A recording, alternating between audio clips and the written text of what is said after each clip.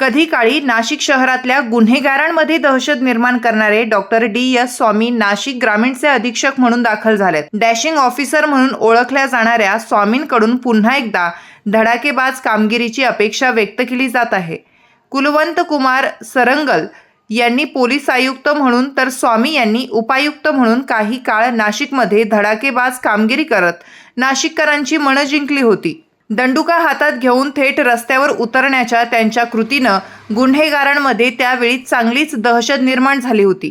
भाईगिरी करणारे असोत की रात्री उशिरा कट्ट्यावर बसून टाइमपास करणारे टवाळखोर यांना चांगलाच प्रसाद मिळत असल्याने त्यांच्या मनात स्वामी नावाचं भूत घर करून बसलं होतं।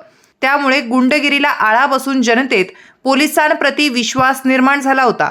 काही वर्ष नाशिक बाहेर बदली झालेले स्वामी पुन्हा एकदा या ठिकाणी दाखल झालेत। नाशिकमध्ये येण्यापूर्वी त्यांनी ठाणे जिल्ह्यात यशस्वीपणे जबाबदारी पार पाडली आहे। आता नाशिक ग्रामीणचे अधीक्षक म्हणून त्यांनी नवी इनिंग सुरू केली आहे। शहरात ज्याप्रमाणे त्यांनी धाक निर्माण केला होता त्याचप्रमाणे ग्रामीण भागातही गुन्हेगारी तसंच अवैध धंद्याचं जाळं उद्ध्वस्त करण्याचं आव्हान त्यांच्या समोर आहे।